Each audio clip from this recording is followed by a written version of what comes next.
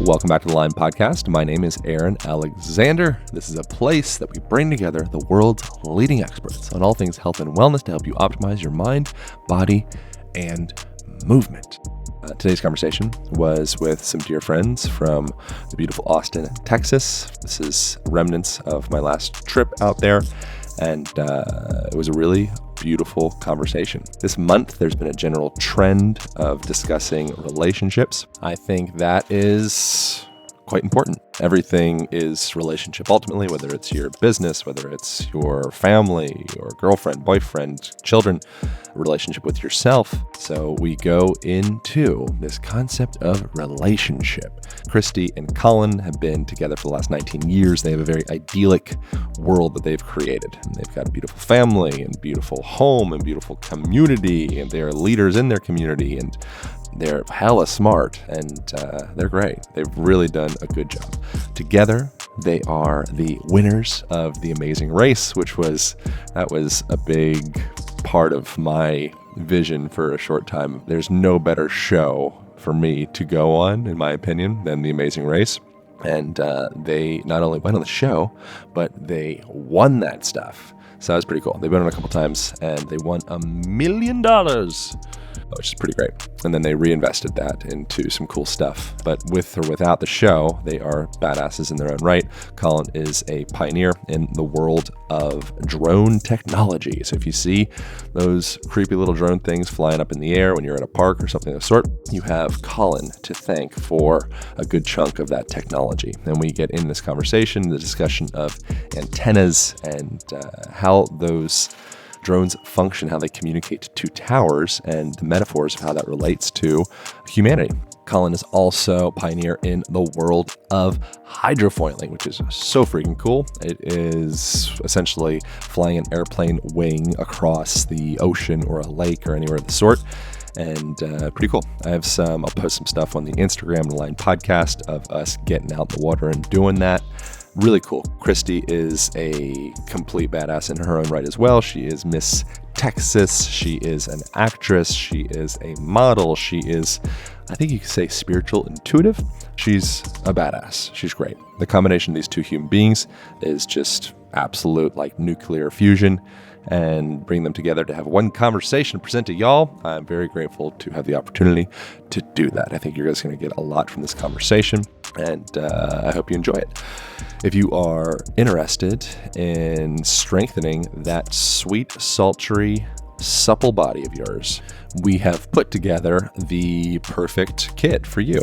It's called the Align Strength Kit, and it comes with all the resistance bands, weights that you would need to have a home fitness center. So it's over 200 pounds of resistance. It also comes with a hip band to start making some booty gains in that bum of yours. Pretty big deal. And it comes with a door anchor as well, so you can attach the bands to any height within a door and get some mobility, get some strength, get some flexibility, and circulate them fluids in that body of yours. Pretty big deal. All packs down into a little traveling case, and also comes with a fundamental instructional guide on how to utilize resistance bands to get your train on. You can go to alignband.com, ALIGN band.com, to get yourself a set. From there, you can click on, if you want the strength kit, you can click on strength, and that will take you to that page. Highly recommend it. It is my absolute go-to tool. Anytime I'm traveling and every time I'm at my home, I will have those bands hanging from a closet door, so I can reach out, open up my wrists, open up my shoulders, especially if I'm doing a lot of computering. I find resistance bands to be absolutely the best tool that I've encountered to create space in joints that have a tendency of becoming a bit compressed, tight, collapsed from spending too much time on the computer, frankly. So highly recommend it. Alignband.com. Check it out, and hope you guys devour this conversation. Thanks for reviews on iTunes. Thanks for checking out the Align Method book. Thanks for doing you. Here we go. Back to the scheduled programming with some lovely human beings, Christie Woods and Colin Guinn. Pow. Colin, I asked you before we start, how do you define your speciality? I feel like you guys are very inspirational humans in my life. I'm only just getting to know you in the last week. I've heard some rumors about you from various humans over the years, specifically Whitney Miller, who's been on here before. Yeah. But yeah, how would you define your specialty? Man, that's a good question. I think in general, we're just trying to live our best life as much as possible and really do the things necessary to like clear the stuff out of the way that's preventing us from vibrating as high as possible so that we can spend as much time, tuning to a kind of a higher frequency, which helps us manifest just a beautiful life. We really focus on feeling good. And so I do entrepreneurship, and we have some businesses. We just launched a new company that we're kind of launching a product at the end of this year. So I love making products. I love making products that make people smile. Yeah. That's super fun. How did you define, you said your hobby is feeling good and your job is something. Just trying to live my best life. I think I once I started focusing on the end result is to try and feel as good as possible, as often as possible. Yeah. And then I just try to like product develop that. I feel like us humans are experience optimizers, and we're always trying to optimize our experience. And so once I stopped focusing on trying to achieve the thing that I thought would make me happy and then just focus on what makes me actually feel good or not feel good, then that can be the North Star. And there's just a whole bunch of different modalities of things that can make you feel good, and there are other things that prevent you from feeling good that you got to like process and feel. It's not like it's like all rainbows and unicorns the whole time. You got to feel your feels. But, to me, the North Star is so that I can, tune to a little bit higher frequency. I wonder how one takes the principles from product development and integrates that into one's life of their intention of feeling good. Like, how do you take those skills experience that you learn optimizers? Yeah, how do you do that? Like, where does one start? Because that's like, okay, that sounds great, and it also sounds quite like broad and nebulous. Mm-hmm. But then when you're creating, you were one of the pioneers in creating drones, from my understanding, right? I promised Christie I'm going to come back over to you as well. I just want to like hone in. I'm fascinated by this human. Okay. We should just keep. I'll join in. We'll keep drilling Colin. He's a unique human expression. Okay, so I think it's this. So when we're developing products, I try to think about what would be the end state that would make somebody say to themselves, "Oh man, I'm so glad I got this. This was a great, use of my Babylonian magic money dollars," or whatever. You know what I mean? Like, and so I try to start there and then work backwards, right? And so if you're making it your goal to feel good, then I kind of like close my eyes. And in my meditations, oftentimes I'm not necessarily visualizing a specific outcome of my future or some specific thing that I want. I'll really start visualizing feeling just really good, feeling really good in my body, flexible and strong, and, feeling in love in my sacred union, and feeling super connected with friends and family and tribe.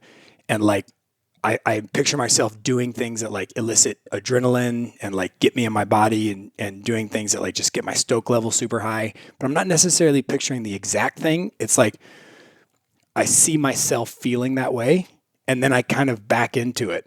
Like, what would make me feel that way? Yeah. Oh, probably if I got to wake surf like two or three mornings a week, and probably if I like stretch some, then I would feel flexible and strong. You know what I mean? And so I try to like focus on what that end state would be, that would be a life that just felt super good, and then back into what are the things that I could do that probably would lead to that end state. And then it's just a matter of kind of paying attention and bringing some level of awareness in the day-to-day, and just like, cool, does that make me feel better, or does that not make me feel better? Yeah. And I think sometimes it's really easy to get lost in our careers and our work. And, I think even sometimes it's easy to get lost in like, I've got to go save everybody and help the world. And I've got to get really worked up about this thing because that's what I'm supposed to do. And like, to me, I truly believe in my heart of hearts that like the best thing I can do for the world is to like vibrate as close to love as possible, and to just see others from love and to, spread that. And I think that's the best thing any of us can do is to like be a shining light in our life. You guys have been together for 19 years. Mm-hmm. That's great. Yeah. We've been through the shit. Chris, as you were talking about, what was you used a really beautiful metaphor of like the container getting larger with time. And that's not exactly what it was, but it was much more illustrative the way that you were saying it. But with a relationship, building that container up, it's like you start off, you date somebody for 3 months and you have like a little Coke bottle and it's like, cool, this is nice, it's tasty. So there's like a lime, and then with time, oftentimes, the tendency is to be like, okay, that wasn't perfect, I'll just 86 it. Then maybe a 3-year relationship and maybe a 5-year relationship. Like is it optimal to be in a relationship for 19 years? Is that like the sensible human thing to do?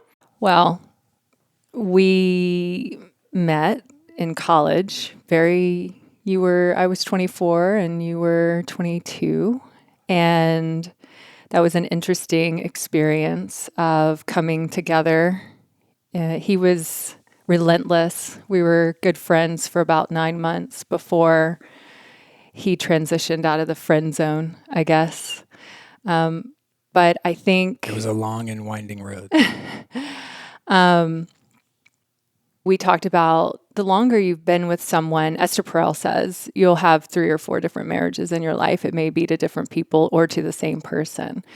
So the art of being in sacred union is growing together, and it doesn't always happen at the same pace. And I would say the first 12 years of our relationship, we were completely asleep, just in level 1 blame game. I don't even know how we survived. There was some sort of magnetic attraction. And also the traditional idea that we did have children together that probably kept us in a relationship. But there was also, at the very deepest level, I felt seen. And at the very deepest level, I felt safe, even though we were really both expressing in our unconscious masculine and fighting over who was alpha in the relationship. And anytime anything went wrong, it was always the other person's fault. There was just absolutely no awareness. And it was interesting to go on The Amazing Race, season 5. How old were we? Yeah, 23, 25, something like that. And to be able to watch that back and to observe the behaviors as an outsider looking in. Of course, it's edited and all of that, but to be able to watch that. And I think I got to the level in the relationship where I was just completely done. I'm done with this. I can't handle it. And there was a release for me. And you might call it a dark night of the soul, where enough of a surrendered state came in and there was consciousness that started to flow in, and I could see bits and pieces of my part in the play. And I became very motivated and inspired to start deep diving into my own personal growth. And as I did that, and I started shifting how I was showing up, he was inspired to do the same thing. And we started doing our own work, and all that water under the bridge that we hadn't really addressed, that we had kept sort of pointing fingers, we were able to really start clearing a lot of that up. And it was this huge expansion inside of our relationship, where on the other side, there was a depth that it takes a certain amount of time with someone. And literally, when he says we've been through the shit, I mean, every possible emotional poison you can imagine that you could do to another, we have done that to each other. There's not a thing I can imagine that happens inside of the container of a relationship that would typically break 2 people up, 2 people apart, that we have navigated within ourselves and understanding the inner child pieces that needed love that we were looking for, and really starting to become our sovereign self.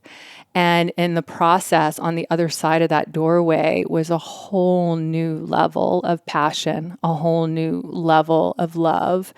And we've been exploring that for the last 7 years.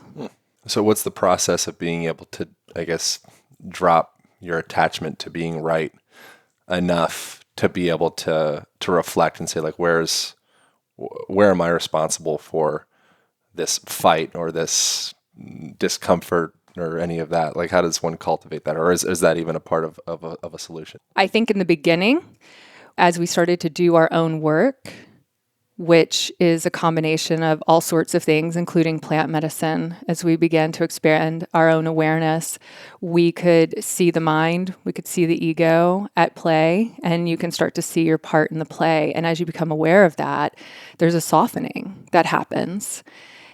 Over time, what we consider our relationship a sacred union, and we treat our relationship as a spiritual practice. So yes, it's beautiful to share a life and to create and to raise children.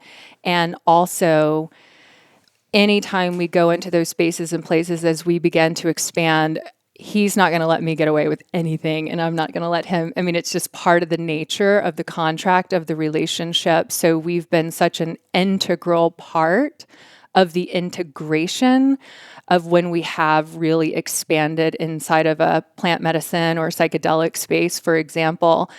Our contract, I feel, is really helping us to integrate the knowing of that into our three-dimensional body and then expressing that in our three-dimensional reality.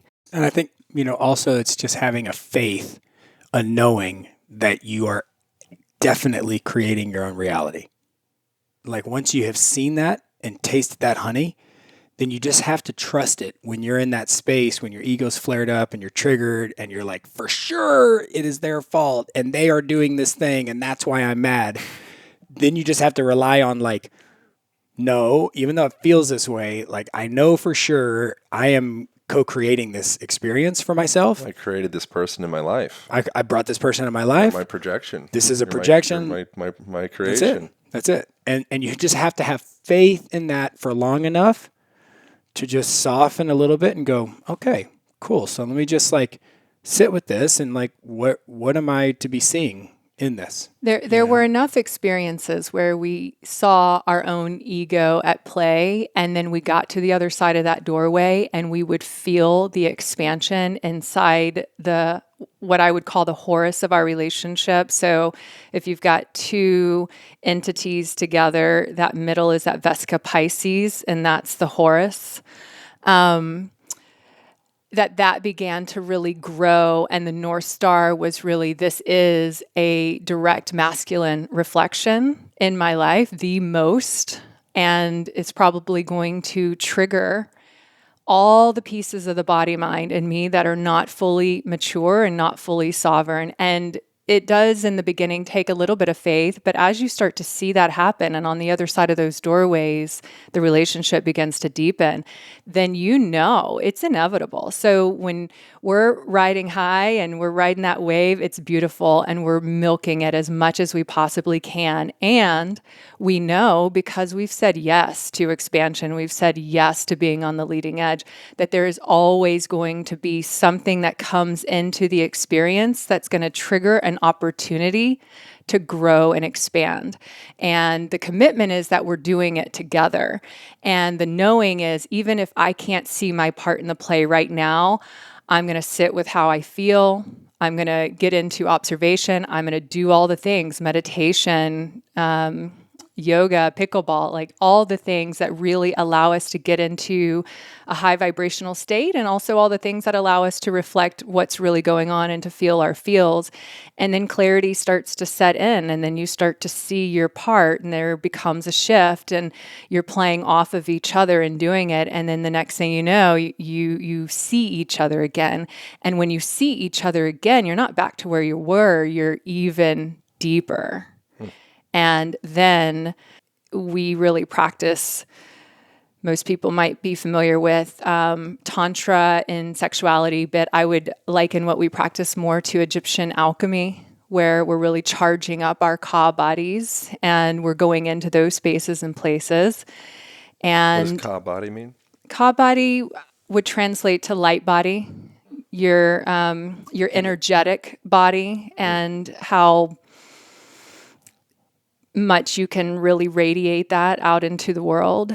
And so we're doing that together, and we're going into very deep. What does light body mean? For someone that's like, I don't understand that language. So energetic body, so your physical body. And you can usually feel it when someone walks into the room. You can feel their energy. You can feel like if they've got a pretty strong... got a lot of charisma, or they've got, you can just feel their presence. Yeah. So that would be the Ka body. That would be the light body, the energetic body that's radiating out. And so as you start to amp up that potency and that power, and at the same time, we have our commitment, and our North Star has been to open the heart. I really feel the heart is the portal into another dimension of being, into the leading edge. And so we've committed to that. So there's a level of vulnerability, a level of depth, authenticity that we show inside of that sex magic practice, if you will, which we do a lot of our manifesting inside of that as well. And wherever two or more are gathered, and we're really harnessing that creative energy, that creative force. And each time we go into that space, especially as we're navigating the everyday, we have businesses that we're running, we have children that we're raising, a life, right? We're holding space for people on Sundays and other moments. So that when we find each other in that space and then we go there, that depth really charges up this juice. And then we go in together on what it is that we want to visualize for our life. And it can range from all sorts of things, of manifesting something physical, or just even healing our own physical body, or simply charging the Ka body, which is just the potency of your attractive force out into the universe of what the cooperative components, you become more of a cooperative component for pulling in that which is what I call inside your vortex. And your vortex is that vibrational reality of heaven on earth. And you utilize sex as a medium to call these things in. Cool. Yeah, Yes. Utilize sex as a modality for, really raising your vibration, right? And so, raising your energy level, and, to me, like when we were talking about antennas, so that in that space, it's almost like you can tune into, or you can kind of remember your future that has yet to happen yet, but it feels like a memory of it. It feels very, very real. Yeah. And so from that space, you're not like all in your head about what you need to do the next day, and you're like kind of going like we often are during the day. You're kind of just whole life. Yeah. And so you kind of get into this space of like real presence, in this now moment. But it's also like the energy that creates life, right? That orgasmic energy, is the energy that creates life. And if you use that energy and you tap into it to start bringing up, and then you just get into a space of like, not just visualization, we call it five senses reality, right? So you're visualizing, you're smelling it, you're tasting it, you're touching it. What is it going to feel like? What is this reality that we want to create? Then we kind of paint it into the physical by putting it into sound vibration, right? So you take it from this five senses reality in your head or in your heart, and then we start speaking it to each other, and we're eye gazing at the same time. And so a really fun practice, and I like to do this with you specifically, is to pretend like where's this going? With or without the penetration. That's right. With or without penetration. That's right. As long as there's a reach around. Yeah, exactly. No, but when I close my eyes typically, so that's right. When you're talking to somebody, and this is like really challenging, more challenging sometimes in Christie and I's relationship when I'm triggered and I'm feel my ego like super flaring up, but is to basically pretend like I am you talking to me. Yeah. And like I am inside you giving me a message through you, Yeah. And same thing like with Christie and myself. And so if I'm like, so both in sex magic, when she's speaking, I'm like listening to myself speak to me through her. Yeah. Right. And so it's a really fun to do it in that space, but then it's also can be just as effective to do it in that space where you like, how do you, soften enough when you're flared up. Part of it is just like getting into the game of like, what am I telling myself right now through her that's getting me all worked up? Like, what is this being reflected back to me? But there's I I think I've heard from Ram Dass. I'm like obsessed with Ram Dass. I'll probably reference him several more times to come. But he had a bit where he's talking about seeing everyone around him as God. Yes. So no matter who it was, if it was the trash guy in New Jersey, if it was Christie, if it was anybody, whatever, it's like, and then the thing would be, they would try to fool him. So it was, you're this guy in drag, but you're God in drag. That's right. And so you'll do all these different things to try and trick me and fool me. But then Ram Dass is like, oh, no, God, you can't fool me. That's right. I see you are God. Yeah. That's right. And so coming back around that, whether Undercover boss. Undercover boss. Yes, exactly. Yeah. And I think what makes it so I think what makes it so potent between two people who've said yes to sacred union and really deepening that relationship is the water under the bridge. So for example, new in relationship, you kind of have limerence, you're in that in love state, the pheromones are working, and you're really minding your P's and Q's. But as you go along the way, and especially for us, given the first 12 years was really a total unconscious state, there is a level of forgiveness, a level of really softening and surrendering and giving permission to the other to be human and to really feel your feels and recognize and honor what's happened in the relationship. And that is really difficult to do over time. I think that's why most relationships don't last. However, often, and we can really feel it, because I think the opposite of love is not that triggered, rageful state. It's actually this kind of neutrality. Yeah, gray. Yeah, exactly. And so that's how I know when we're still operating in that. There's the juice. Yeah, the polarity. Yeah. The polarity is really what creates that magic. One of the pipes just kind of shifted over, but the engine's running. Yeah, exactly. Yeah. No one stopped the engine. Yeah, right. Exactly. And then learning how to really amplify the polarity has been what we've really focused on over the last 6 to 7 years. Yeah, sometimes I think where there can be so much more depth with having been through the shit together so many times, right? Like you have so many reasons that you're right. And your ego has so many reasons that you're right and they're wrong. Her ego has so many valid reasons why I am wrong, on paper, as do I for her, right? And so if you can have all of those reasons and all of those supports, but still realize that even still, I'm creating this reality and there's something in this to learn, and this is me and her, we are in this shared consciousness space. It's the harder it is to get to that state, because there is so much water under the bridge, the deeper the well is. Mm-hmm. Right? And so when you're really in the shit and you're just oh my God.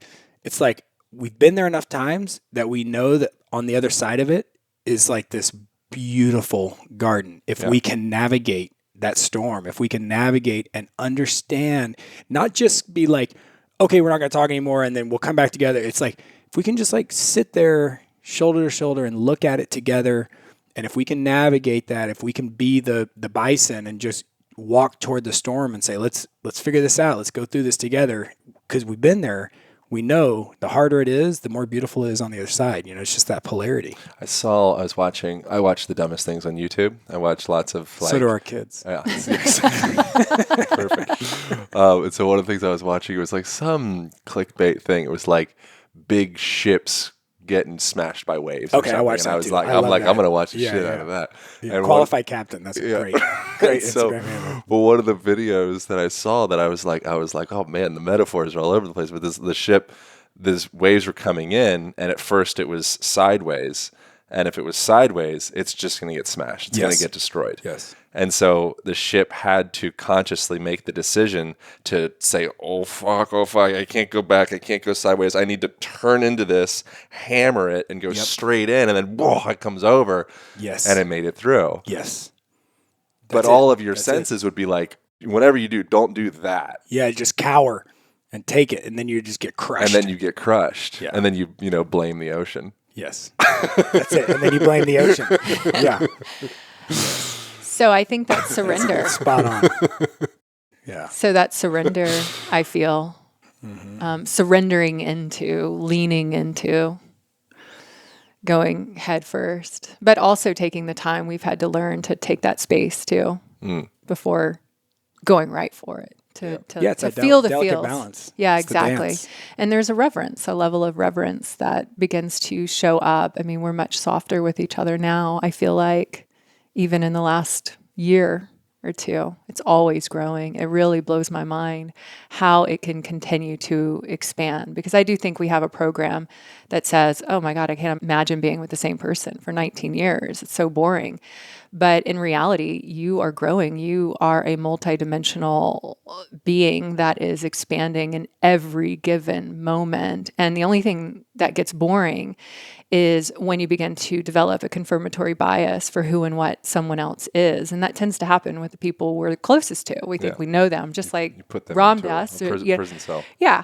And, the tree, right? And then recognizing you don't really know the tree, just experience and be with the tree. So we actively do those practices with each other as well, so that we can understand the dynamic way in which each one of us is growing. And it's really cool to be able to hold space and witness him step more and more into his power and his kingdom. And, hopefully him to witness me doing the same.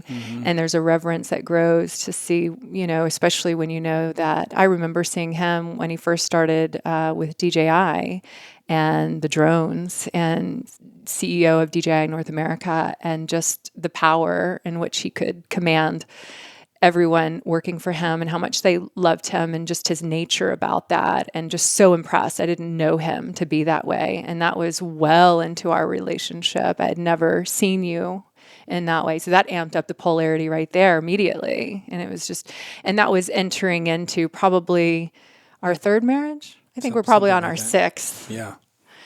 If we were married. For sure. So recognizing that there's growth, there's opportunity, and giving the other person the ability to do so. And I think the only way that it gets stale is if you think that there's not more layers to the onion. You get to go as deep as you want to go, and shit can start getting super weird. And you can get super fun, and like pretty potent juju. And so if you just choose to go deeper instead of wider, just that could be fun too. Yeah, that can be fun. But yeah, if you choose to just go deeper, that you don't know what it is, but at this point we now know, we have the faith that like we have no idea what it is, but we know that there's more layers to this, and if we go deeper, then there's going to be more juju there.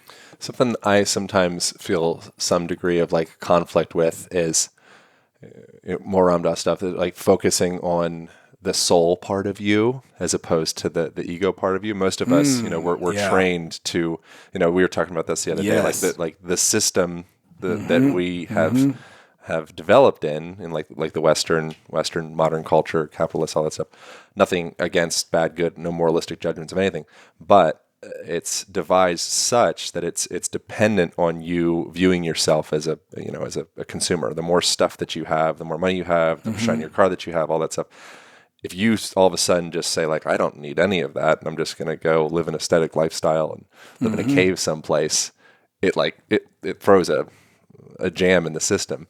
So it's the way that we're developed is such that it puts you into that ego self.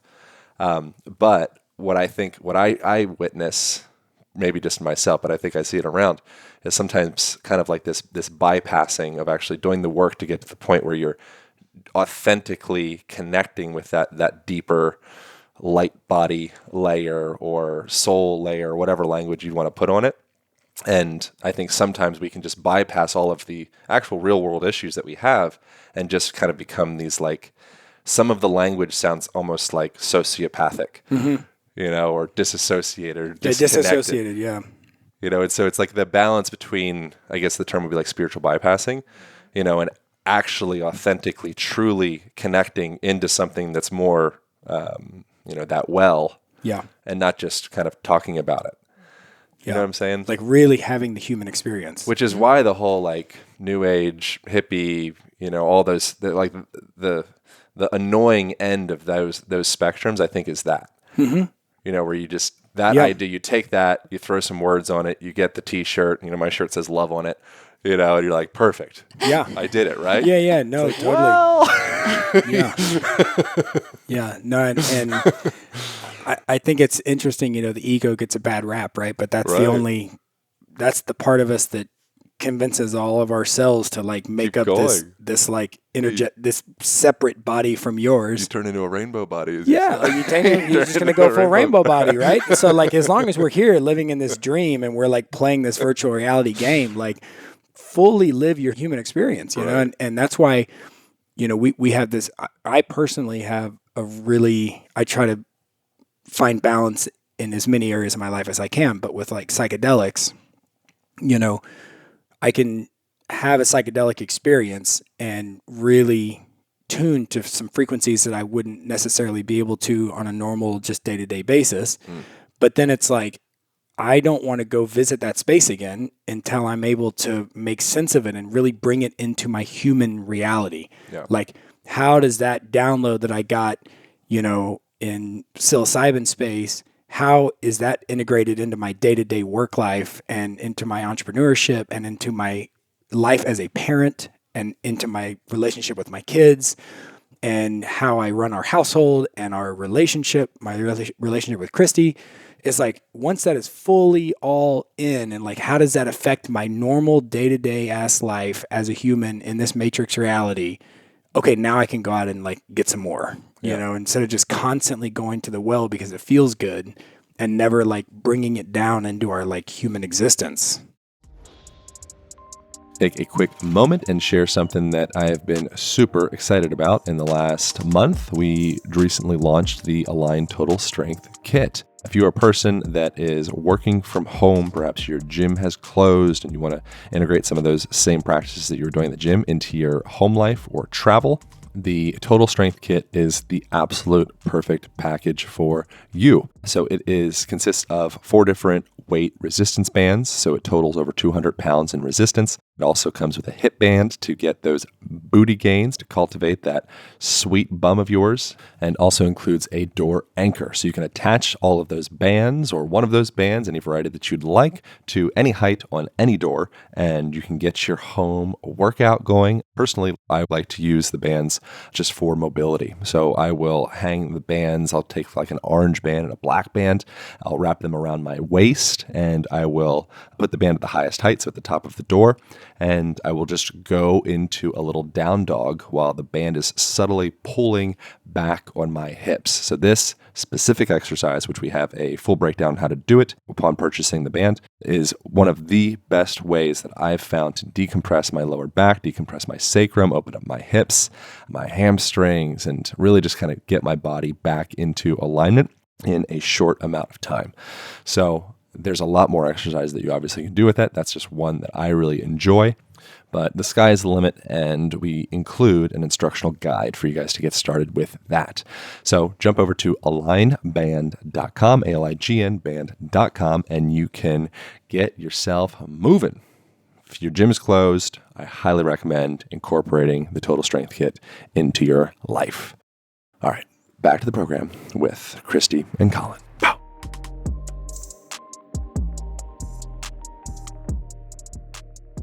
Do you think the first 12 years of like what you deemed to be more unconscious, would that just be both of you kind of stuck in your meatbag bodies and all of your ideas of who you are and what you need and all that? I think it's like the difference was like maybe thinking that my ego was all that I was. That's all you are, yeah. You know what I mean? And that was like the highest expression of myself was my ego. And that like that is who I am, and that's the extent of who I am.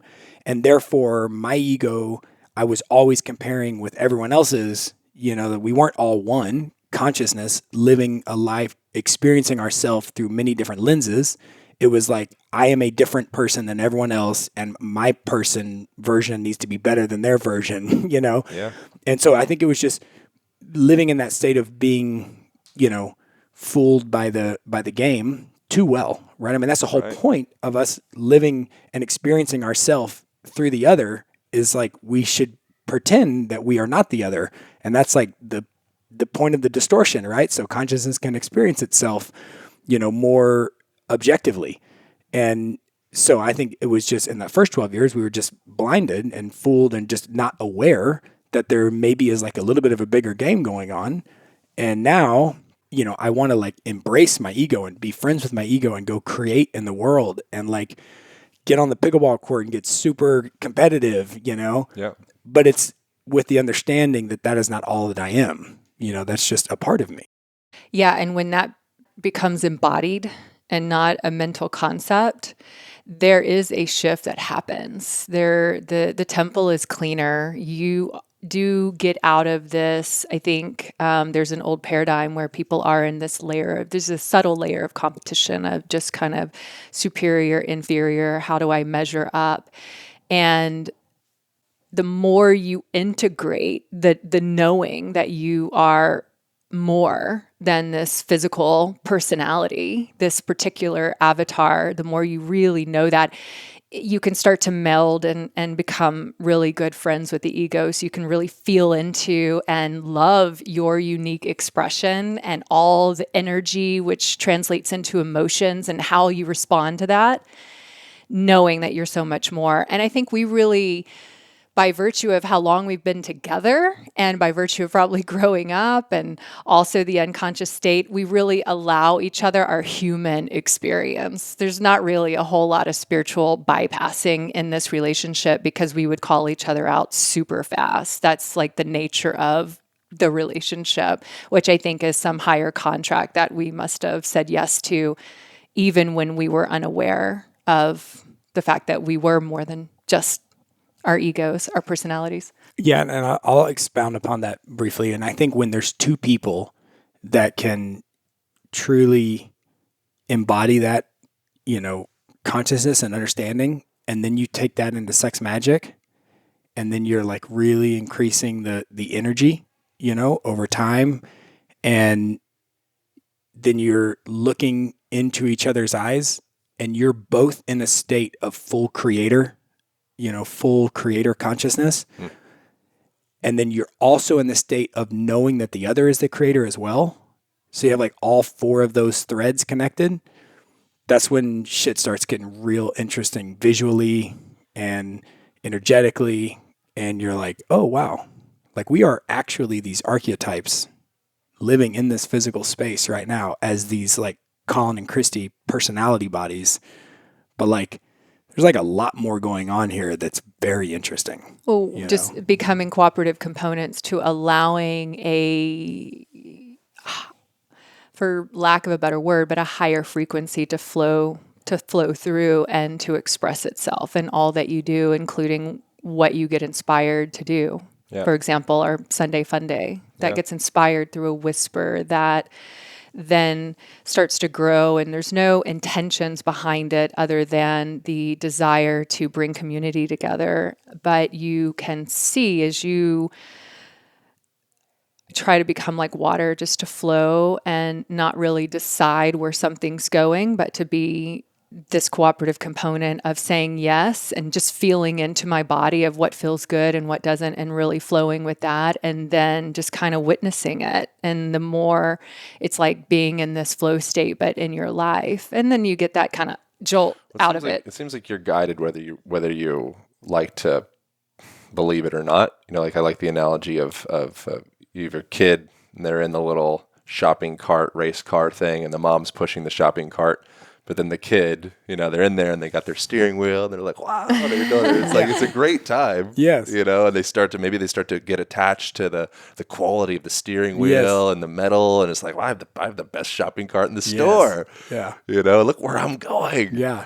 Check me out. And so in the illusion of the kid, which in this case would be the ego, it's like, oh, I'm doing everything. But in reality, I'm crushing this car. Yeah. Look at me driving around the store. But ultimately, it probably just doesn't even matter. You know, if you, whether you believe this or that or whatever, like mom's pushing you, whatever story you're playing. Yeah. You can like fight your way up the stream all you want. Yeah. And then you could come into like the kind of like the spiritual ego layer where you're like, oh, I ate a handful of mushrooms in Sedona, you know, and I saw God, you know, and now I feel like I have this relationship and you don't have this relationship, you know, and you get on that. And it's just like, I feel like, I think because I grew up and I went to like Hawaii and then Boulder, Colorado and all these kind of like new age spiritual meccas, I have all these alarm bells around anything that's that. I like to look back and see and notice, oh, wow, that energy was moving all the way, even when I was completely unconscious to it. And so it's fun to, when you are aware, to be a part of it. But I think you're right. Regardless, it's always it's moving through you. What a cool thing if you can come to the point where you can look back at mom.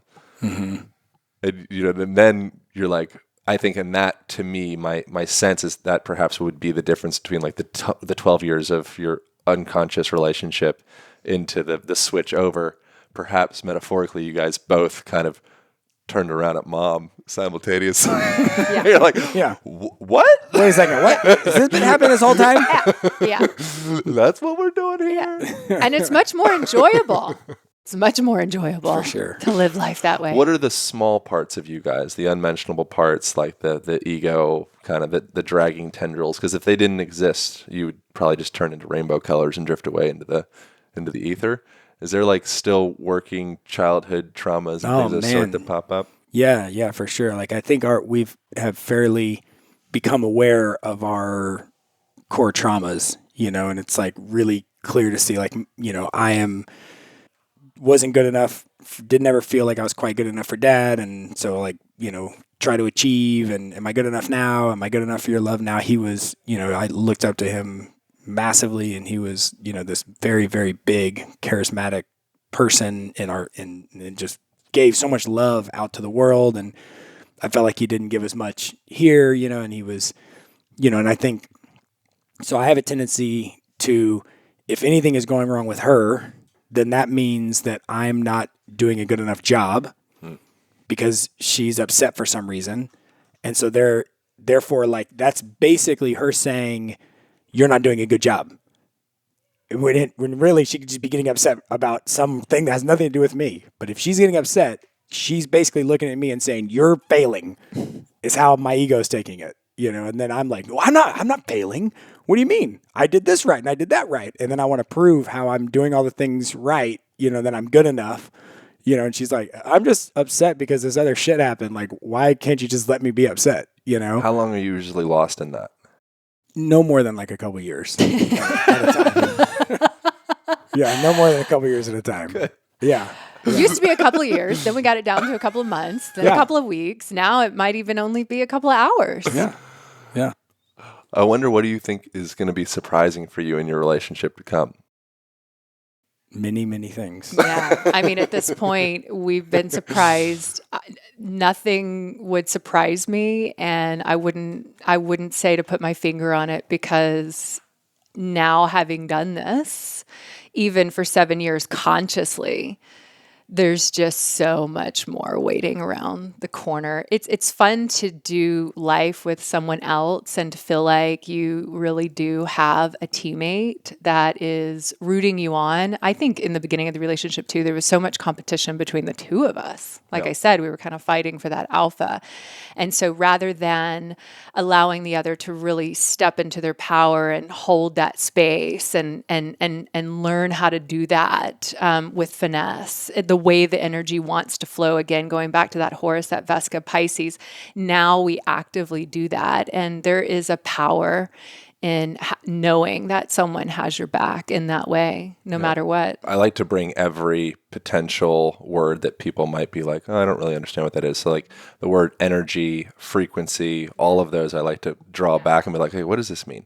And one of the things that, because it's just different languages. Mm-hmm. You know, some people could be speaking French and they're saying one sentence, and it's like the French people are like, I completely get it. Mm-hmm. You know, but somebody's German and like, these, I don't understand what's going on. Yeah. Thank you for that. Definitely call me out on that. No, me as well. But we were having very interesting conversation in relation to antennas. Colin and I, and another friend. And could you break down your perception of antennas in relation to humanness? Yeah, for sure. And I'll start by saying, like, it's all a metaphor. Yeah. Right? Yeah. Like, all of this is a metaphor for some energetic field that we don't really understand. Yeah. And so from within that, I like to look at things as metaphors. And what is your relationship to antennas as well, like the literal Yeah, one? so in developing drones, one of the most difficult things in developing a quality user experience for someone who's buying a drone is that the farther away the drone can operate and maintain its connection to your controller and your screen so that you can see the video feed from half a mile or 4 miles or 10 miles away, that gives people a much better experience. So we spent a significant amount of time designing and developing better antennas, both from a hardware perspective and from how much gain you run through the antenna, how much power you send through the antenna, so that it could tune to its own frequency from a farther and farther distance away, right? And so I was in one part of my life deep in developing long-range data and video telemetry links, and command and control links is what they're called in kind of that world. And so I was seeing all these, like, this direct metaphor, and then learning about how our pineal gland basically has like crystals, just exactly like an antenna works, right? And so I look at it as if we are really kind of these like organic robots that have a bunch of sensors and actuators, right? We have our 5 main sensors: sight, smell, touch, hear, right? And we have actuators in our body. We can like move around and interact with the physical world. So we like take in what's happening. And when we take in what's happening, we're taking it in through our 5 senses, right? And scientifically, we are taking it in as a vibration, right? So different bands of light vibrate at a different frequency, and that's why one thing looks purple and one thing's like yellow. But that's just like a very, very tiny segment of the ultraviolet spectrum, right? We can only see a very, very small band of what we call visible light. And it's the same thing in hearing, right? Like 20 hertz to 20,000 hertz is what we can actually perceive with our eardrums. And so if we are taking in all of these inputs around us, and then our free will choice is that we get to perceive that, and we get to choose what our perspective is of it, right? We get to like make whatever meaning we want. And like I look at that like as how, and again in drones, the camera is a big part of the drone. The whole point is to go up in the air and take photos and videos. So the way a camera works is you have a sensor that's behind a lens, right? So if our lens is our eyeball and our sensor is our ocular nerve, that sensor is just seeing whatever is coming through the lens. And then there's a thing called an image signal processor, an ISP, that takes all that data and throws away like 98% of it, and then saves like a JPEG or an MP4 file, and it's a much smaller file, and it's like kind of wrapped up in a bow. Like, yes, there was all this information, but really what you care about is this photo, right? So our brain is doing that constantly, right? And so when we talk about frequency, right? If I can tune kind of the antenna of my pineal gland to a higher frequency, then my perception of this energetic field around me is probably going to be like a much more positive perception. So like we can be living in the exact same reality. And so Christie will talk about this as kind of like different timelines, like we can all be living in the same energetic field, but because my antenna of my pineal gland, based on all the things that I'm doing to try and like feel good and have a perception of a more positive perception of what's happening around me, I can be having a very different experience than someone else who's like seeing the same energetic field, but maybe they're on channel 2 and my antenna's on channel 6. We're on different channels, you're right? shooting in 4K and and you're just getting like this signals quick, and you're like, this is beautiful. This Yes. movie is amazing. It's like, I just see a bunch of static and snow. Yeah. Image sucks. Yeah. I think my antenna's broken. What am I doing wrong? Put some tinfoil on those rabbit ears. This makes it really easy to let yourself off the hook. I had the hardest time letting my own self off the hook, I'd be my own worst critic, and I would just say, oh, I just hold myself accountable, but I would just berate myself and cuss myself out all the time. And what I figured out is that there would be certain things that would happen on a day-to-day basis that I could tell where I was at, like what channel I was tuned to based on how I would perceive that. So I'm driving down the road and somebody like pulls in front of me in traffic, and I'm like, oh, what the fuck, man? And like I get all worked up and I might drive around them or whatever. That's kind of like channel 2 stuff. And so like if that happens, which thankfully like doesn't really happen much these days, but I can generally, if that happens and then I have like a negative reaction to it, it's like, oh, interesting. I'm on that channel right now. Mm-hmm. I was not aware of that, but now I can look back over the last few hours or few days or whatever, and I can probably point to some things that have been happening. Maybe I'm a little bit more stressed out than usual. Maybe I'm not getting quite as much sleep. Maybe Christie and I got in an argument. Maybe my son reflected some mirror shit back to me that I didn't want to see at the time. Yeah. Whatever it was, right? And so your that becomes distorted. Yeah, mm-hmm. I just happen to be tuned to that channel. And so being together for 19 years, what's interesting is that you can think that you've worked through something, and you're like, oh, we worked through that. Right? Well, we addressed it and we processed it, which has allowed us to transcend that channel and tune to a higher channel. But that doesn't mean that literally we all sit here and I'm looking at Christie in the eyes, how much I love her, and I'm looking at you in the eyes, how much I love her. That doesn't mean 24 hours from now, some shit goes down and I go back down to channel 2 and I'm like pissed off at her about something she did 10 years ago. I'm like, oh, interesting. I'm on that channel now. You don't have to like it's like, that's just the channel I'm on. Cool. Yeah. So I'm not going to actually think about that right now. And I'm not going to actually try to fix that right now. I'm just going to do the things that I know get me to a different channel. So I'm just going to like go get in some ice bath, or I'm going to like, do some hot cold therapy. I'm going to do some meditations. I'm going to get a good night's sleep, and then I'm going to come back to this when I'm not on that channel anymore. Yeah, because you realize that... As a metaphor. Yeah, as a metaphor. Great, perfect metaphor. Yeah, and you realize that when you are able to shift your focus a little bit just to allow yourself to soften and relax into a different channel, a broader perspective is also another way of putting it, then you can look back and then you can that's when you start to see your part in the play. That's when you might become familiar with that inner child piece or that piece of the body mind that isn't quite fully sovereign or mature, and start to give that piece some love. Whereas in the triggered state that took you to that channel, you're really kind of coming from that particular, like that piece of the body mind is now taken over the perspective. And so understanding and knowing that and recognizing it, that's where tools and resources, like what is it in your life that you've created that allows you to feel better in your body, that allows you to shift your focus, because you do that enough, not to address it in this state. That's just the mind going over and over. And instead you shift, and then you're able to look back. And so then you work through it. And so it isn't just as simple as, oh, now I'm on a different channel, but I'm on a different channel and I can recognize the pieces of myself that were hidden away, that I didn't know needed a little extra love, needed some type of validation, needed some type of acknowledgement. So then you start to work with that, and that can really lead to an expansion such that,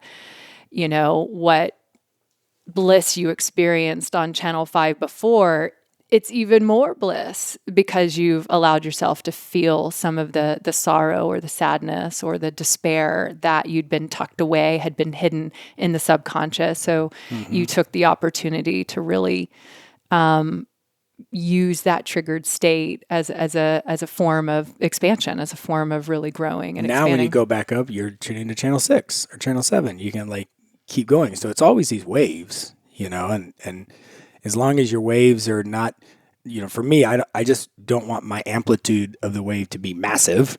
Yeah. And I want it to, over time, get better. It's interesting seeing people. I'm always very reticent around people that it seems like they're at like a very high amplitude point in their curve. Mm-hmm. I think I probably had some kind of weird trauma growing up because I tend to have lots of red flags all the time. I'm always like, red flags. What's going on here? Red flags. It's too spiritual, too happy. Yeah.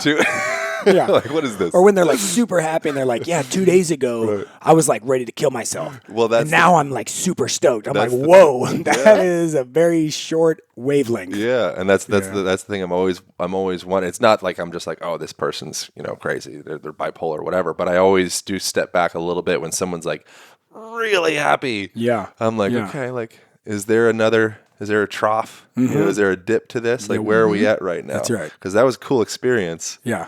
But I don't know where my investment level is on this. Like, it felt almost a little too much gain. Yeah. That's right. Yes. Yes. Yeah. And there has to be balance. So it's like, cool. So how does one start to develop their capacity to be able to increase the level of, is gain the correct term? The level of amplitude, wattage, yeah. So power like if we talk about that like antenna analogy, for me, I had this interesting experience when we were on mushrooms like 4 or 5 years ago. We had just moved into this house and I was looking at those giant antennas in the Westlake Hills. Yeah. And I was like, oh, we're like antennas, we're just like receiving all these frequencies and we're interpreting them however. And it was like, oh, so the goal is maybe, with any given antenna. So like in real life, in real engineering, an antenna is made up of both the shape of the antenna, so the hardware that you use, how long the thing is or how big the dish is or whatever, and then how much power you're running through it.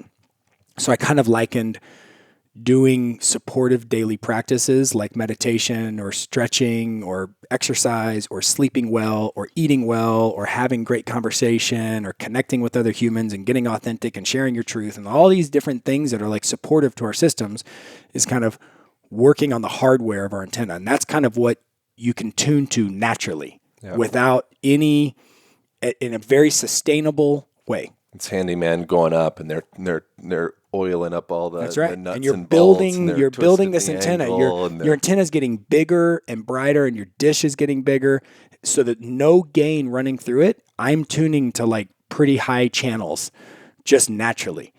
And then we can choose to run some additional gain through the antenna, which is, to me, I liken that to doing psychedelics. You have a many hour psychedelic experience.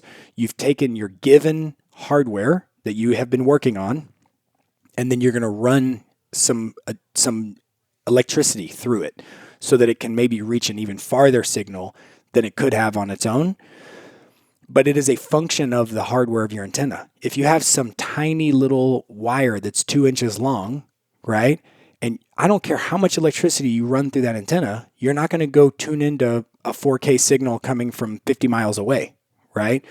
And so I see that as like, people go, oh, well, I was in college and I did some LSD and went to a rave and I didn't have a spiritual experience. Yeah. Okay, well, maybe your antenna at that time wasn't some big giant antenna tuning out to far out places. No work to develop the engineering of your antenna. That's it. And if you start running too much gain too often through an antenna, the signal actually degrades. It's not a linear thing where you can just keep running more gain and you're going to keep reaching farther and farther out. There is a point of diminishing returns where now you're actually frying the hardware of your antenna. So it's this really delicate balance. And I think Jamie in Stealing Fire nails the hedonic calendar, which is kind of having this calendared, what's your daily and your weekly, your daily meditation, your weekly maybe sex magic practice, and breath work. Your month, it's always a beautiful breath practice. work for sure. Yeah. And what are the things that you can do that are working on the hardware of your antenna? And then how are you going to schedule out these times when you're going to increase the gain for some amount of time to go tune to some other signal that you haven't necessarily tuned to before? And then how much time are you going to spend working on your hardware again, which is integrating that information down so that now that's your normal state. You can tune to that same channel now. So what we notice, a good indicator of it, is that when we go into, like, we have a ceremony called Love Fest. And when we go into that Love Fest space now, what we notice is that it's not markedly different than our normal day-to-day.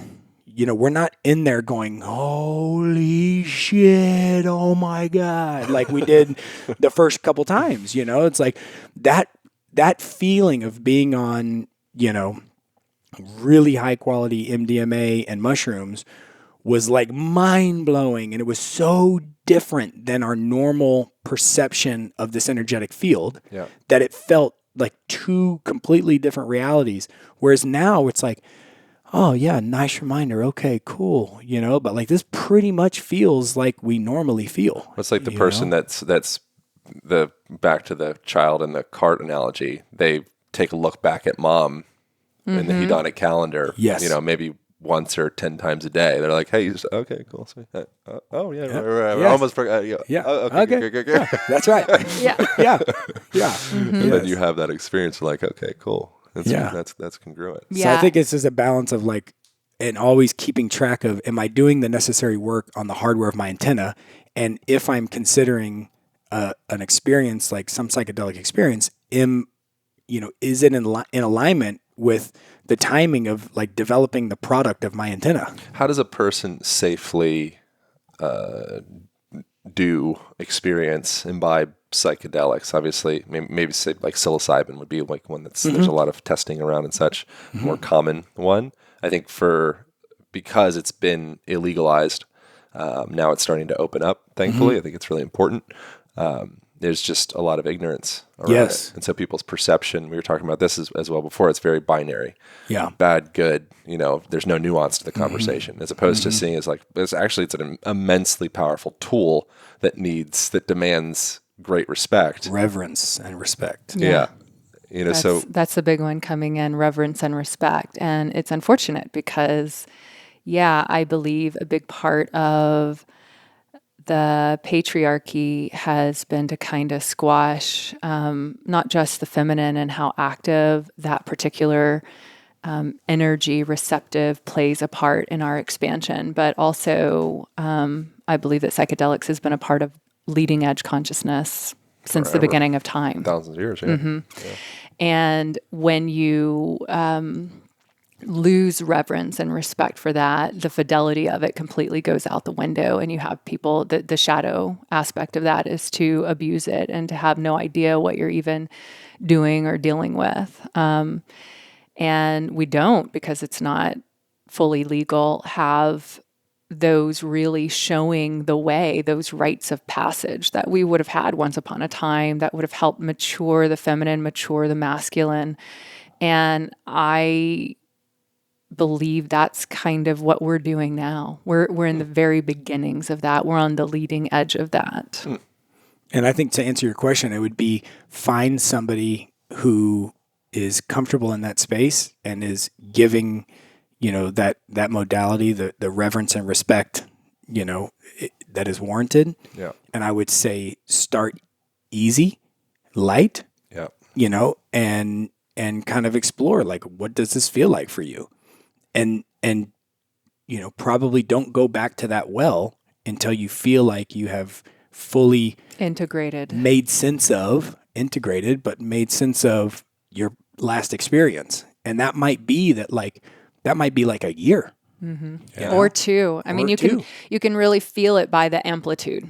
So if you're still going in and out of a really high amplitude, that's not the time to go back into that space. That is a very telling moment for you to know that you are still integrating that, which, because when you think of it, I love breath work as a modality. It's my favorite modality because you're getting high on your own supply. You're only going out, your consciousness is only going out so far as you can immediately integrate. When you start to incorporate plant medicine and psychedelics, you're saying yes to, I'm going to go beyond what my antenna may be ready for, actually. You're handing the keys over. Yeah. Yes. It's a different thing. With the breath work, your hands on the toggle. You're like, That's okay, right. a little more. Okay. Kind of. With Totally. this, it's like, okay, parents are leaving for, vacation. Like, here's the key, here's the house. It's a different totally. different scenario. Which, part of becoming your own sovereign self is really being able to feel into your alignment. And if you're feeling called to that from a place of this feels good to me, this feels right, and where I want to explore next, that's when I say yes. If it's something that you feel forced into, or it doesn't feel good yet, or it's really scary, or I don't know. They tell me this is how I expand consciousness. It's like, no, don't go into it under those circumstances. And then when you do, know that your consciousness has really seen a very broad perspective of your life. And in that place, there's a lot of clarity. And then you'll come out of that, and some of it you'll remember and some of it you won't. But trust that all of it, because you've already been there and done that, is going to be triggered in your outer reality, which you are creating from your inner state in order to help you, right? It's not happening to you, it's happening for you. You called it in, and the amplitude is probably going to get pretty high, especially if you introduce something like psychedelics. You're saying yes to that, right? And there's no going back. You can't unsee what you've already seen. So now it is part of the integration, and it might take years. And then when there's a neutrality. There is an equanimity, thank you, of riding that wave, and it feels really good, and it's extended over long periods of time. And then you may feel called to go back into that space again if that's, I think everybody's on their own journey, and I don't think everyone is necessarily meant to be on that leading edge, but I think plant medicine and psychedelics is part of that leading edge. Yep. Yeah, and I think a really easy pitfall that I feel like I witness often is like, okay, I did psychedelics. I had this really transcendent experience. I took this broader perspective. I was God incarnate. It was so beautiful. And then now I'm back in my like everyday matrix life, and I'm like, oh shit, what's going on? And like, I'm not making sense of it all. My waves are up and down. And so then I'm like, oh, I need to like go back to that space because that space was beautiful. Right. And then all of a sudden you start this vicious cycle. None of this stuff is spiritual enough for me. I need some spirituality. Yeah, I need some spiritual shit. Yeah, give me some of that. Yeah. Yes. And so I think that's like such a good indicator is like when you feel like you're very grounded and you're at a steady state and you're like, okay, like I'm good, then maybe that's a time to like go back out and see what's out there and go on a little journey. Yeah. Analogy pops up for me is it would be so great if there was actual guides that you could look up in a Google search or whatever. Totally. Because it's like analogy popped up in my mind is when I first started learning to surf in Hawaii, there's a handful of times, too many times to count, where I would go out and I wouldn't sit at the beach long enough to see the sets come in, or like it was far out, so it kind of looked pretty small. I'm going. Yeah, I'm going. It's going to be fine. You go by yourself. You don't know anything about it. You got your big long board. You get out there and all of a sudden, you're underneath, like a 10-foot set comes in. You're like, oh, I don't belong here. Yeah. How did I just get myself into this situation? Oh, this is real. Yeah. This shit got real, super quick. Yeah, like it would be real great to have a buddy. Yeah. Like a guy, like someone that like knows this water. Yes. Because I've never been in this water before. That's right. Because he or she probably would have been like, we're not paddling out yet. We're going to wait a couple minutes. Right. Okay, now go. Yeah, we're going to train you up for about 6 months. Yeah. We're going to maybe do a little meditation. Yeah, we're actually going to surf over there where it looks like there's no waves, but actually those are decent-sized waves. Yeah, we do some breath. That would be the breath work, essentially. Yes. Like, things are starting to change. The little swell's coming in. Yeah. You're like, yeah, that's a wave. That's right. All right. I think that's like such a good analogy. Yes. And because I can really tap into that because I've been there. Yeah. Like, why am I here right now? I'm definitely not qualified to be in this particular spot in this moment. And I'm out of breath. And I'm about to have to hold my breath for like a little while. Yeah. Yeah. Psychedelic. Yeah. Yeah. And I think there are guides, and obviously there are shamans and what we call, I think of myself as the maestra inside of the Love Fest space. And we're way showers and learning from those who came before. And it's not necessarily what you're going to find in Google. It's really what you're sort of calling in to your actual three-dimensional reality if it's introduced and then you feel into that. So the most important thing for us, for me, when I'm working with someone, a client, I'm wanting them to really let go of any sort of programs that they've taken on from their parents, their teachers, their preachers, society, culture, and start to really understand who they are, to really start start to clear that up and understand what their desires, what their needs, and what their boundaries are. Most people don't really even know that, and they think they do, but it's really something they've adopted from someone else. Yeah. And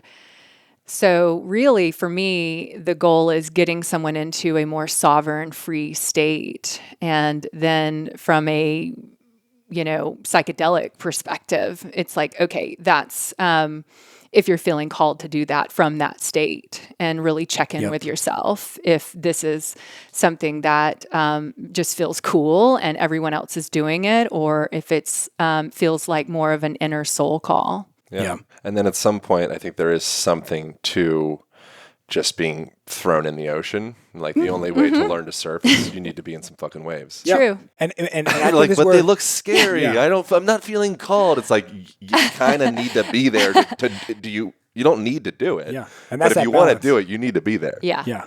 Yeah. And that's where I think so the last thing I would say on it is like the power of intention. Like, and that's where you're just kind of trusting mom that's driving the cart through the store.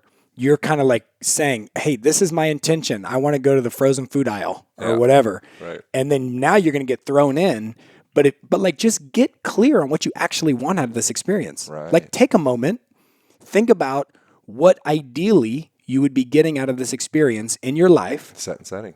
And just set that intention. Yeah. Like there should be some point that you're doing this for, right? And then when you're in the waves and you're in the shit, you're like, oh yeah, my intention was that I saw when people were surfing on waves and they came in, they were laughing and they were smiling. It looked like they were really having a good time. So I wanted to learn how to do that. So now I'm getting crushed on the inside. Okay, that's right. But my intention is like, I'm going to be able to surf someday and it's going to be fun, Just know what that intention is. Yeah, I love intention. And I think even in those really amplified states around intention, we obviously, if we go on the race, for example, Amazing Race, we get very deliberate and intentional with what it is that we're wanting to create. But the more we've really embodied that and going in those amplified spaces and places, the more we do that in our everyday life. So even just segment intending our day, and even when we have a gathering, we will heads together go into meditation and just start to call in and name what is our intention of this gathering? What is our intention of this particular choice or this trip? And really get deliberate, because what you find when you get more deliberate with your life in general is that you can just kind of let that go. And then on the other side of it, you'll look back and realize, oh, wow, I just created my intention. Wow, that's how powerful I am. I said it. And you do it enough where you look back that then it just becomes part of an organic part of your life, where you're always segment intending every major segment in your life and even the minor ones. And so that you really start to suck the nectar of what's possible inside your now moment. It allows you to become more present too, because you kind of set the tone and then, okay, now let me go into the receptive mode of just being in this space right now. And I think those amplified psychedelics, the Amazing Race was like a psychedelic trip too. Yeah. Seeing how powerful you can be when you get really deliberate in that way motivates you, inspires you to do that in your everyday life. I think people, the kind of like the egoic psychedelic user could kind of feel like the psychedelic is like the only path.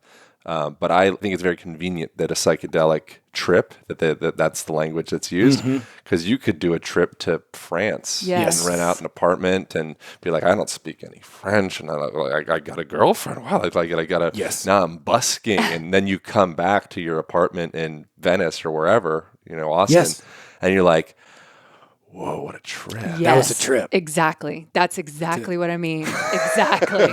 Yes. And you do, and then because you're so much more present, because you have set the yes. Yeah. It's beautiful. It's beautiful. And it's beautiful to do it with someone who's kind of right there with you, playing at that level of the game and seeing it at that broader perspective and dipping into the human space. It has the intention to just like have fun. Yeah. And just like, we chose to come in here. Let's just have the best fucking time we can. I oftentimes am like, whoever's on their deathbed and had the most fun along the way, they won. They won that game. You know, like they're on the leaderboard. Yeah. And the way that they had fun was probably through relationship and through giving back. Yeah. And like shining light. And being present. Being present in your life. Yeah. Being present in your doing life. Scary shit, and it turns out it didn't kill you. Yeah. Going into the wave. Yeah, just going into the wave. You need to be really present when you go into a giant wave like that. I think that's what people are seeking too. I remember swimming with sharks, and the most potent thing was every cell in my body was completely alive and alert and fully in this present moment. And so I think that's also what we're looking for. We say fun and joy, but so many of the rich experiences, everyday practices that I do is really allowing me to exercise the part of me that can just be present in every given moment. And obviously that does translate to relationships, because there's so much more depth there when you have the ability to do that. Yeah. But you have a relationship with everything. You have a relationship with your apartment in France and, you know, the people that you're meeting. So all of that, and then translating that into like a new expanded version of you. So also not getting into the confirmatory bias and the stuckness of who you are. Have many different rich experiences of many different varieties. Don't become too attached to the outcome and the results. Yeah.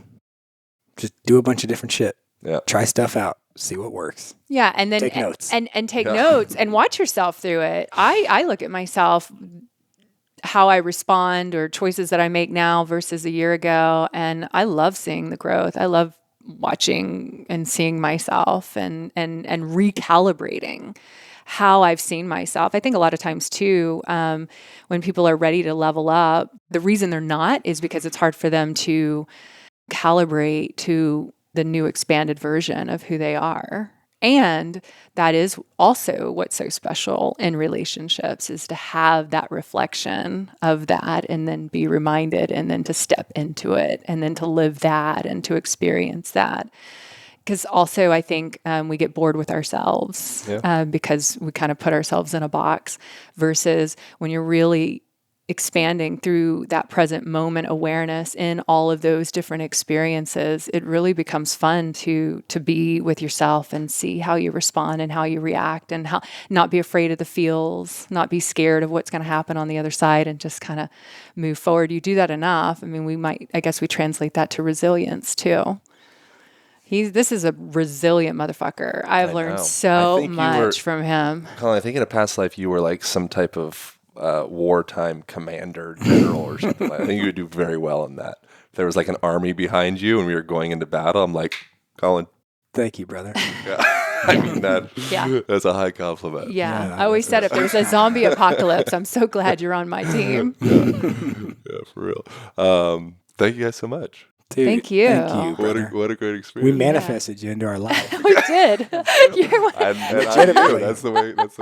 It was beautiful. Yeah, we're all creating each other. That's when I'm like, okay, yeah, we're doing shit right. Right. Aaron is hanging out here. And I'm watching him do yoga, and I'm like, that is what I've been visualizing for myself. The now 4 minute mile. I get to see it in real life, and I'm like, that's possible. Integrate it. That's true. You can be strong and flexible. Yes. Okay, got it. Thank you for showing me that one. I appreciate that. Yeah. And then that's the wonderful thing about even getting out of that superior inferior complex, is just being open to really experience other people and the greatness of other people, because that's when you really, can recognize the greatness in another, you literally can then start downloading into your DNA that same greatness when you're actually willing to recognize it. And I think that is an art that we have really, even in other relationships, we see a relationship, ooh, I love that. I really love that. And then next thing you know, all of a sudden we start to embody that in our relationship because we were able to witness it in another and acknowledge it and validate it and honor it. Celebrate it. Mm-hmm. I celebrate you, brother. Yeah. So back to celebrating you. Fuck yeah. Yeah. I so greatly appreciate getting to open up Pandora's box of your all's life experience here on the Align podcast. Yeah. It's such a magical little thing that it's like, if you build it, they will come kind of thing. Mm-hmm. It's like, oh, we got some headphones and microphone. Like, you want to just like dive into each other's hearts. Yeah. They're like, oh yeah, we'll do that. Let's do that. I love it. Where should people go from here? What's like an interesting, is there any direction? Go have rich experiences. Take notes. I'd love to, if there's anything that's, I mean, you guys have so much cool shit going on. Is there something that? Well, if you want to follow us on Instagram, Christie Woods 1 and Colin Guinn. Also, we did do I make a post about 3 times a year. Yeah. So it's going to be very interesting. Yeah. But I do lots of stories, and you're the star of my stories. That's true. If you're looking for some backyard fun, gelblaster.com. Yes. Coming soon. Gel Blaster is so cool. Dude, it's going to be so fun. Can you please pitch the Gel Blaster? Is it even pitchable? It's just water gun on steroids. It's kind of like paintball without the mess, without the compressed air, a little bit less sting. Fully automatic. You're just shooting little water balls. Cool. You're just shooting little water balls at each other. And you cannot play with these things and not hysterically laugh. It's literally like a benign paintball gun. Yes. Like it's accurate. Yeah. I mean, you could shoot. How far does it shoot that it's accurate? It's like accurately like 30, 40 feet. It'll shoot 100 feet, you know.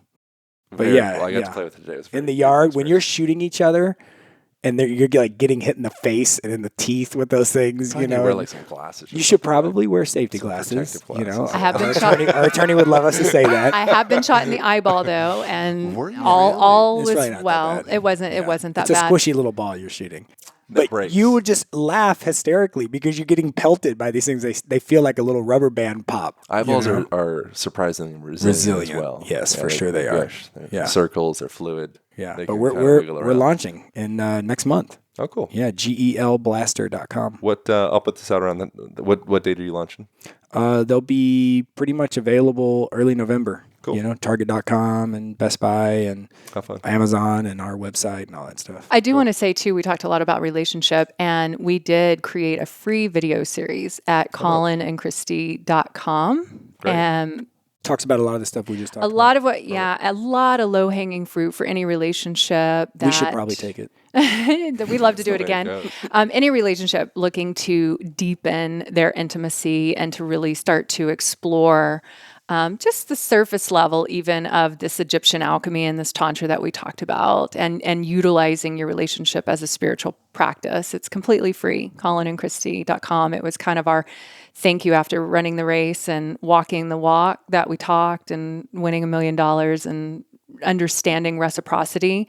Again, I'm going to go back to that energy, but that's how I see it, kind of the giving and the receiving. And so we received a lot from that experience and really wanted to give back in terms of what we really felt was our edge in winning the race, which was our relationship and all of the practices that we do to manifest our everyday reality in such a way that is so enjoyable. We applied that and wanted to show other people how to do that. Great. Well, I'm so grateful that you two exist in the world. Oh, man. Thank you, brother. Especially grateful that I get to spend some time inside your circle here. More and more, hopefully. I appreciate it. Yeah, all brother. Right. Over and out. Thank you all for tuning in. I'll see you next week. Hope you guys loved that conversation as much as I did. Christie and Colin are absolutely incredible. Highly recommend checking them out and learning more from those people. They are lovely. If you enjoyed this conversation, you can share it on the Instagram, tag me at Align Podcast, and Christie and Colin mentioned their handles in the end there. I think it's just Christie Woods and Colin Guinn. And finally, thank you for grabbing the Align Method book. Align Method book has been a bestseller on various different categories on Amazon. People have been getting a lot of value out of that, and I so greatly appreciate y'all supporting. Gets into pretty much everything you need to know to effectively drive your body in daily life. Gets into breathing practices, gets into visual practices, gets into the nuts and bolts mechanics of how to get leverage from your hips and from your spine and from your shoulders. And then there's the continuation of that in the Align Method online program. 6-week program breaks down everything you need to know to live well in your body. If you're feeling stressed, if you're feeling anxious, if you're feeling kind of flat, or if you're feeling stiff, any of those things, you can be helped by the 6-week online program. All right. Thank you all so much for tuning in. I appreciate you, and I look forward to speaking into your ear holes next week.